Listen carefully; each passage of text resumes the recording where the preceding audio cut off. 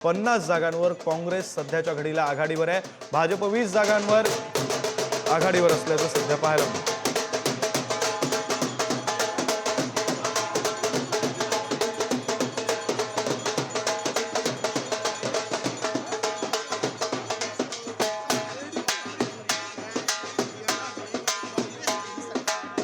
विक्रांत, ज्या बातम्या समोर येतात जे प्राथमिक कल दिसतात त्यातून काय दिसतंय की मगाशी आपण बोललो की जवान, किसान आणि पैलवान त्यातलं विनेश फोगाट त्या जिथून उभा आहे जुलाना मतदारसंघ, हरियाणातला जुलाना मतदारसंघ, तिथून विनेश फोगाट मैदानात होत्या। पॅरिस ऑलिम्पिकमध्ये त्या विनेश फोगाटनं भारतीय तिरंगा उंच फडकवलेला, मात्र तिला मेडलला मुकावं लागलेलं, एक वेगळ्या प्रकारचा पराभव तिला स्वीकारावा लागलेला। मात्र मतसंग्रामात, हरियाणाच्या मतसंग्रामात जुलानामधून विनेश फोगाट सध्या आघाडीवर दिसतात। त्याच वेळी वेगवेगळे जे कल समोर येताना दिसतात आहे जम्मू काश्मीरमध्ये नॅशनल कॉन्फरन्सचे नेते फारुख अब्दुल्ला ज्यांच्या लोकसभेला शेख रशीद यांनी पराभव केलेला, मात्र विधानसभेला त्यांनी त्यांच्या अब्दुल्ला घराण्याची परंपरागत जागा ते टिकवताना दिसतात। सध्या प्राथमिक कलांमध्ये फारुख अब्दुल्ला हे तिथून माफ करा, फारुख अब्दुल्ला नाही, ओमर अब्दुल्ला सध्या आघाडीवर दिसत आहेत। विक्रांत, बरं, एकंदरीत पाहता आता दोन्हीकडचे जे प्राथमिक कल आहेत ते समोर येऊ लागलेले आहेत। हरियाणामध्ये काँग्रेसची हाफ सेंचुरी झाली आहे। जम्मू काश्मीरमध्ये सुद्धा काँग्रेसच्या जागा या भाजपच्या जागांपेक्षा जास्त दिसत आहेत। आपण पुन्हा एकदा धर्मपाल मेश्राम यांच्याकडे जाऊया। मेश्राम जी, तुम्ही प्रतिक्रिया देत होतात हनुमंत पवार यांनी जी टीका केली त्यावर तुम्ही बोलत होतात। हा विक्रांत जी, ज्या पद्धतीची अप्रगल्भता किंवा अपरिपक्वता किंवा अशिक्षितपणा राजभवन को और मरकज़ की हुकूमत को जिस तरह हम लोगों का फैसला तस्लीम करते हैं, पार्लियामेंट में तस्लीम किया, आज जो भी लोगों का फैसला होगा हमारे हुक्मरान जो हैं उस फैसले को तस्लीम करें, वही है। कोalition पर कितनी कॉन्फिडेंस है? एक वजन है जो कोalition हुई है एनसी कांग्रेस में। अब कोalition तो हमने की इसलिए कि इलेक्शन में कामयाबी मिले और इंशाल्लाह कामयाबी की उम्मीद रखें। जो कमेटी बनती है नॉमिनेशन की, उस पर किस तरह किस चीज़ की कमेटी? जो 5 मेंबरों की होती है, जो एमएलए वगैरह। देखिए, अब इस पे तो कुछ वकीलों ने अपनी राय दी है। हमारे एक वकील जिन्होंने नेशनल कॉन्फ्रेंस की भी, वो लद्दाख के मामले में आपको याद होगा सुप्रीम कोर्ट में हमारे लिए कामयाबी हासिल की, उन्होंने कहा है कि गवर्नर साहब को अपने आप पे कोई इख्तियारात नहीं है कि वो ये सीटें भरें। ये सीटें अगर भरी जाएंगी तो असेंबली कायम होने के बाद और हुकूमत की जो राय है, पार्लियामेंट में भी यही होता है। प्रणब मुखर्जी साहब प्रेसिडेंट थे, कांग्रेस के बने हुए प्रेसिडेंट थे, लेकिन जब नॉमिनेशंस किए तो मोदी साहब की हुकूमत के राय के मुताबिक किए, कांग्रेस के उन्होंने मेंबर नहीं चुने। तो इसी तरह बेशक गवर्नर साहब मरकज़ की हुकूमत के यहाँ नुमाइंदे हों, लेकिन उन्हें आइन का ख्याल रखना चाहिए और ये 5 सीटें अगर भरी जाएं तो यहाँ की हुकूमत जो बनती है आज उसकी राय के मुताबिक। पीडीपी की कोई तजवीज़ मिली है?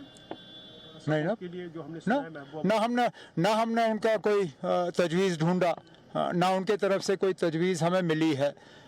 आज नतीजे निकल जाने दीजिए ना। पता नहीं क्यों हम इतने बेचैन हैं कि इन्होंने क्या किया, उन्होंने क्या किया। अभी किसी के पास नंबर नहीं है। सुना था महबूबा जी ने कहा we are ready to provide support if need. नहीं ना, वो नहीं कहा। जो मैंने सुना वो ये कहा कि हमने कोई फैसला नहीं किया है और हम नतीजों के बाद फैसला करेंगे। पता नहीं हमारे तरफ से इतनी बेचैनी क्यों है कि हम फटाफट कूद जाते हैं और कहते हैं ना कि हम जी बस उनके समर्थन का खैर मकदम करते हैं। उनका समर्थन ना हमने मांगा, ना वहाँ से मिला, ना फिलहाल उसकी कोई ज़रूरत है। नतीजे निकल जाने दीजिए, उसके बाद तमाम पार्टियां जो है बैठ के उन पे जो है अपना वो करेंगे analysis. Sir, early trends are giving an edge to NC. No, I don't go by early trends. Last time when results came out, I came here for a run. Early trends were I was winning. घर पहुंच के सारा बदल गया। कश्मीर के अंदर भी number जो है वो बता रहे हैं कि नेशनल कॉन्फ्रेंस और कांग्रेस को ही अकेले शुरुआत में ही बहुमत मिलता हुआ दिखाई दे रहा है। बिल्कुल पूरा भरोसा है। जम्मू कश्मीर, हरियाणा हम पूरे बहुमत से सरकार बनाने जा रहे हैं। कांग्रेस प्रवक्ता पवन खेड़ा मेरे साथ।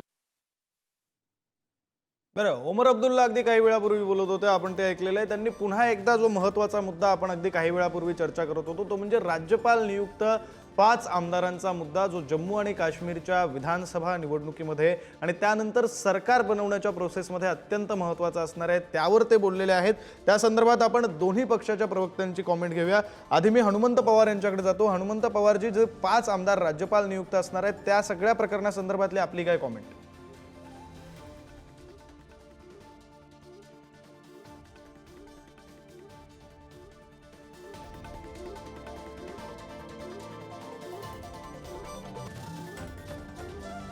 पण जम्मू काश्मीरमध्ये भाजपाने करू नये अशी लोकशाही प्रेमी जनतेची अपेक्षा आहे.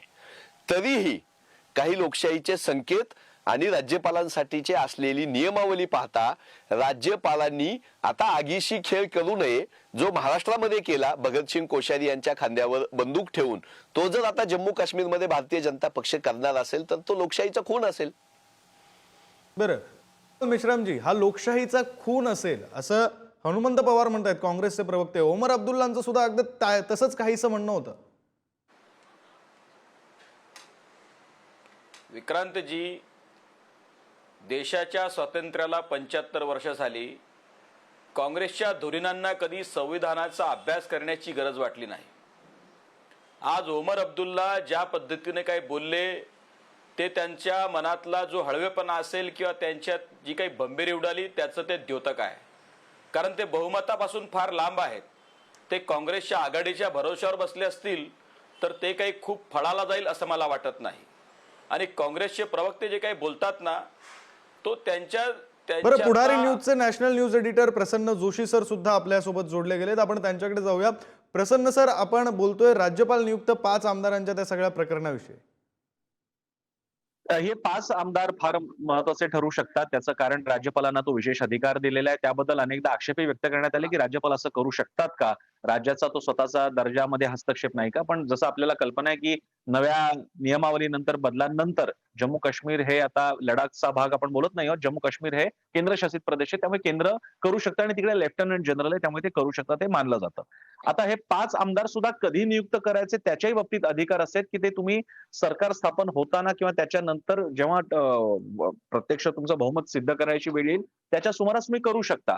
आणि म्हणून ते असं मानलं जात आहे की हा एक प्रकारे केंद्राचा रिमोट कंट्रोल राहील का जम्मू काश्मीरच्या या शासनावरती, असा सुद्धा साधार आक्षेप व्यक्त केला जातोय. फक्त प्रश्न असा आहे की आताची जी आकडेवारी मी एक नजर माझी टीव्हीवर पण आहे, जम्मू काश्मीरमध्ये साधारणपणे बीजेपी 25च्या आसपास आहे, काँग्रेस 31च्या पुढे आहे.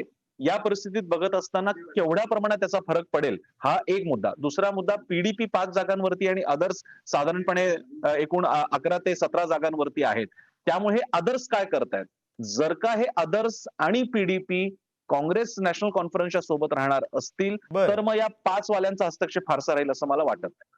बरं सर, तुम्हाला थोडंसं थांबवतो कारण पुन्हा एकदा आपण आकडेवारीकडे जाऊया. आपले भोईटे सर, तुळशीदास भोईटे सर, वरिष्ठ कार्यकारी संपादक, ते आपल्याला काही आकडेवारींमधली अपडेट देत आहेत. भोईटे सर, हरियाणातला जो जवान दिसतोय, सर्वात मोठी बातमी आलेली आहे. हरियाणातल्या लाडवा मतदारसंघातून हरियाणाचे मुख्यमंत्री, सध्याचे मुख्यमंत्री, ज्यांना अँटी इन्कम्बन्सी प्रस्थापित विरोधी लाटेचा फटका टाळण्यासाठी भाजपानं मुख्यमंत्रीपदी आणलेलं ते हरियाणाचे मुख्यमंत्री नायब सिंह सैनी सध्या लाडवा मतदारसंघातून पिछाडीवर पडलं असल्याचं कलांमधून दिसतंय. हा खूप मोठा संकेत आहे असं म्हणावं लागेल. एकंदरीत 50च्या पलीकडे गेलेली काँग्रेस स्पष्टपणे सत्तेचा 46चा मॅजिक फिगरचा आकडा क्रॉस करून पुढे गेलेली आहे. आणि त्याच वेळी नायब सिंह सैनी हे हरियाणाचे मुख्यमंत्री पिछाडीवर पडताना दिसतात आहे. विक्रांत, बरं, हरियाणात कलांमध्ये काँग्रेसला बहुमत मिळते अशा प्रकारचं चित्र आपण पाहतोय. काँग्रेस 50 जागांवर आघाडीवर आहे, भाजप 25 जागांवर, भाजपच्या तुलनेत दुप्पट जागांवर आघाडीवर आहे. तर मुख्यमंत्र्यांसह भाजपचे जवळपास सर्व मंत्री हे पिछाडीवर असल्याची सध्याची अपडेट ही हरियाणामधून समोर येते. हरियाणा